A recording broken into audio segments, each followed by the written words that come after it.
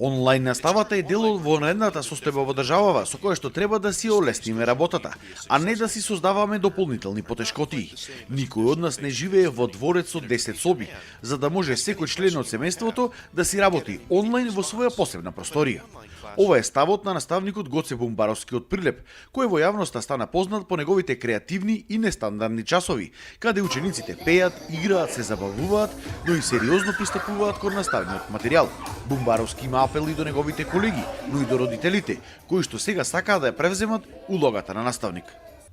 Ние, наставниците, не треба да ја отежнуваме ситуацијата во која што се наоѓаат дел од родителите, дел од семејството. Јас не можам да имам слика за секое семејство посебно.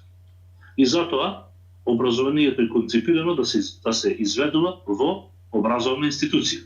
Таму сите сме еднакви и сите подеднакво функционираме. Ако јас едно задолжение дадам, не сум сигурен дали сите родители можат на ист начин да го пренесат тоа. Не е фер од родителите да бараме да изигруваат наставници. Тука треба да поставиме граници, да знаеме до каде треба да одиме.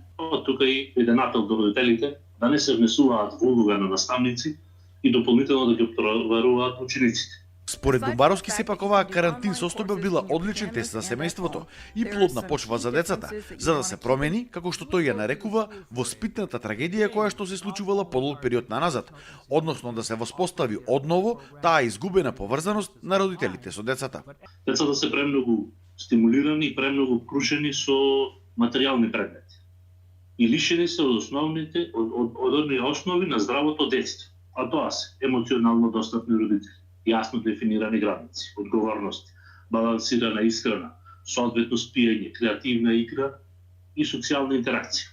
А наместо тоа, по сите овие изминати години, децата се исполнети со дигитално расејани родители, волшебни и попустливи родители кои им дозволуваат на децата да управуваат со светот и да ги поставуваат правилата. Бумбаровски вели дека постојано е во контакт со своите ученици онлайн, му праќаат дури фотографии и видео тоа како работат дома. Се надева дека набрзо ќе заврши оваа состојба и дека повторно ќе се види со своите ученици во нивната училница.